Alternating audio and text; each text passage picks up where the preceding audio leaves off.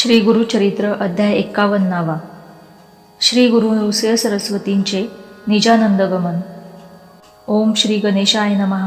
श्री सरस्वते नमः. श्री गुरुभ्यो नमः.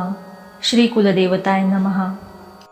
नामधारक शिष्य सिद्धयोग्य चरणांना वंदन करून म्हणाला, यवन राजाने श्री गुरु नृसिंह सरस्वतींना त्यांच्या बिदर नगराला नेले होते.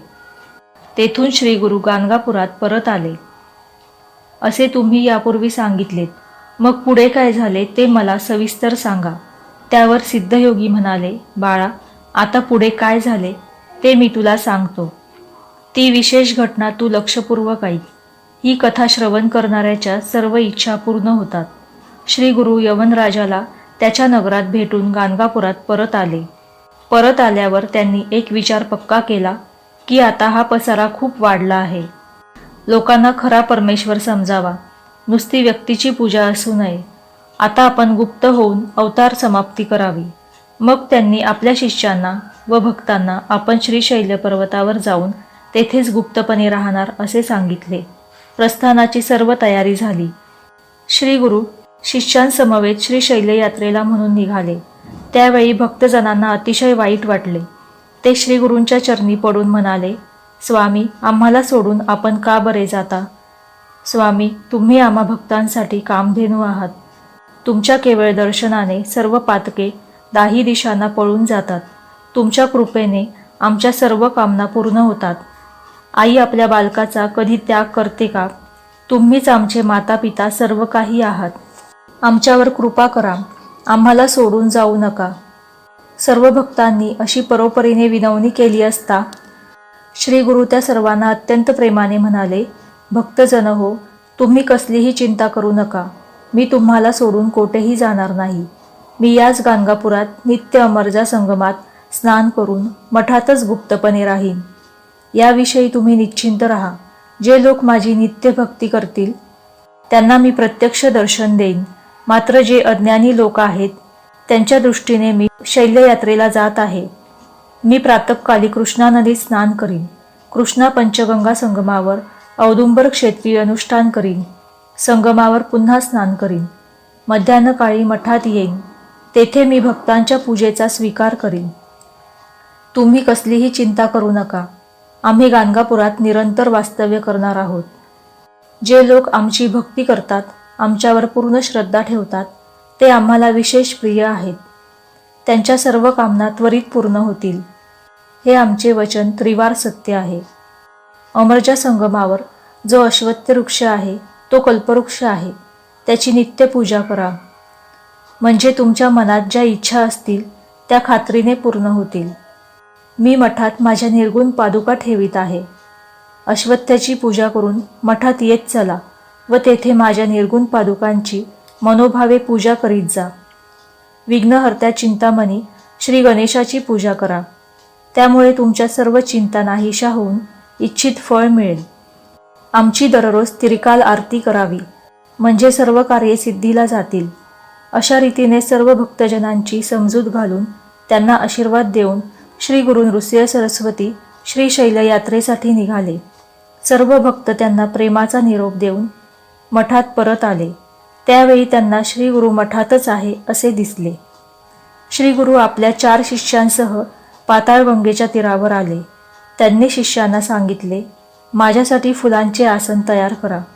मी या नदीतून श्रीशैल्य पर्वतापर्यंत जाईन व मल्लिकार्जुनाशी ऐक्य साधून राहीन.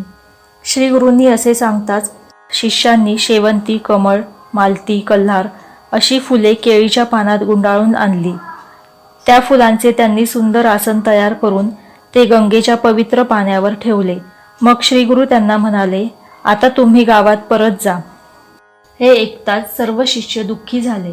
श्री गुरु त्यांना समजावीत म्हणाले, आम्ही गाणगापुरातच मठात असू. तुम्हाला दर्शन देऊ. कसलीही चिंता करू नका. लौकिकदृष्ट्या आम्ही जात आहोत असे दिसले तरी आम्ही नित्य भक्तांच्या घरीच असू, याची खात्री बाळगा. असे सांगून श्री गुरु उठले व नदीतील आसनावर जाऊन बसले. आता मी निजस्थानी जातो. तेथे गेल्यावर प्रवाहातून फुले प्रसाद म्हणून पाठवतो, असे ते शिष्यांना म्हणाले. त्यावेळी कन्या राशीत गुरु होता. बहुधान्य नाम सवस्तर होते. त्या दिवशी माघ वद्य प्रतिपदा होती. वार शुक्रवार होता. शिशिर ऋतू होता. श्री गुरु निजानंदी बसले. त्यावेळी ते शिष्यांना म्हणाले, आम्ही निजधामाला जात आहोत. तेथे पोचल्याची खूण म्हणून शेवंतीची 4 प्रसाद पुष्पे प्रवाहात वाहत येतील. ती तुम्ही घ्या. आमची नित्य पूजा करीत जा. त्यामुळे तुमच्या घरी अखंड लक्ष्मी राहील. आम्हाला गायन खूप आवडते.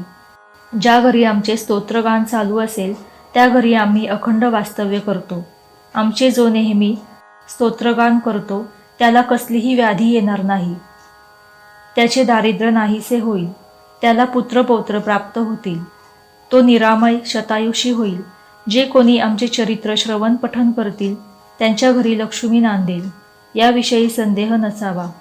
असे आपल्या शिष्यभक्तांना आश्वासन देऊन श्री गुरु एकाएकी गुप्त झाले. सगळे भक्त तेथेच चिंता करीत बसले.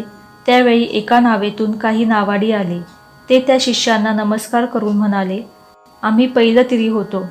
तेथे आम्ही श्री गुरूंना पाहिले. संन्यासी वेशात असलेल्या त्यांनी हातात दंड धारण केला होता. त्यांनी स्वतःचे नाव नृसिंह सरस्वती असे सांगितले. त्यांनी तुम्हाला एक निरोप सांगितला आहे. आम्ही कर्दळीवनी जात असलो तरी नित्य गाणगापुरातच असू. त्यांनी जाताना असेही सांगितले की तुम्ही आता तुमच्या घरी जावे. वंशोवंशी माझी भक्ती करीत सुखाने राहावे. प्रसाद पुष्पे आल्यानंतर ती शिष्यांनी घ्यावीत असे आम्हाला सांगून श्री गुरु एकाएकी अदृश्य झाले. ते नावाडी असे सांगत होते तोच प्रसाद पुष्पे वाहत आली. ती 4 शिष्यांनी घेतली. सिद्धयोगी असे सांगत होते. त्यावेळी नामधारकाने विचारले, ते 4 प्रमुख शिष्य कोण? त्यावर सिद्धयोगी म्हणाले, श्री गुरूंचे अनेक शिष्य होते. श्री गुरूंनी त्यांना संन्यास दीक्षा देऊन वेगवेगळ्या तीर्थक्षेत्री पाठवले. त्यातील कृष्ण सरस्वती, बाल सरस्वती, उपेंद्र सरस्वती व माधव सरस्वती या 4घांनाही तीर्थयात्रेला पाठवले. श्री गुरु निजधामाला गेले.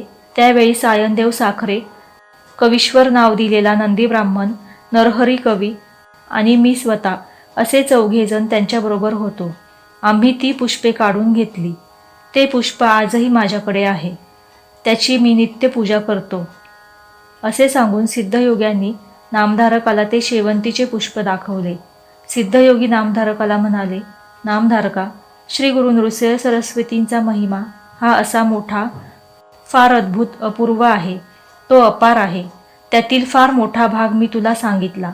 नामधारका, साक्षात कामधेनू असलेले श्री गुरुचरित्र मी तुला सविस्तर सांगितले. आता तुझे दैन्य दारिद्र्य पळून गेले असे समज. हे श्री गुरुचरित्र लिहून काढतील किंवा याचे जे श्रवण पठन करतील ते लक्ष्मीवंत होतील. त्यांना 4 पुरुषार्थांची प्राप्ती होईल. त्यांच्या मातृपितृ उभय पक्षी महानंद होईल. त्यांना पुत्रपौत्रांची प्राप्ती होईल. असे हे श्री गुरुचरित्र सिद्धांनी नामधारकाला सांगितले. ते ऐकून नामधारकाला परमानंद प्राप्त झाला. त्याच्या सर्व इच्छा तात्काळ पूर्ण झाल्या. ग्रंथकार सरस्वती म्हणतात, या श्री गुरुचरित्राचे जे मोठ्या भक्तिभावाने श्रवण पठन करतील त्यांना धर्मार्थ कार्यमोक्ष हे 4ही पुरुषार्थ प्राप्त होतील. श्री गुरु नृसिंह सरस्वती त्यांचे वंशोवंशी रक्षण करतील. म्हणून सरस्वती गंगाधर श्रोत्यांना वंदन करून सांगतात, श्रोते हो, सर्व इच्छा कामना पूर्ण करणाऱ्या या श्री गुरुचरित्राचे तुम्ही नित्य भक्तिभावाने श्रद्धेने श्रवण पठन करा. तुमचे सदैव कल्याण होईल. अशा रीतीने श्री गुरुचरित्रामृतातील श्री गुरु नृसिंह सरस्वतींचे निजानंदगमन नावाचा अध्याय 51 समाप्त. श्री गुरु दत्तात्रयार्पणमस्तु. श्री स्वामी समर्थ. जय जय स्वामी समर्थ.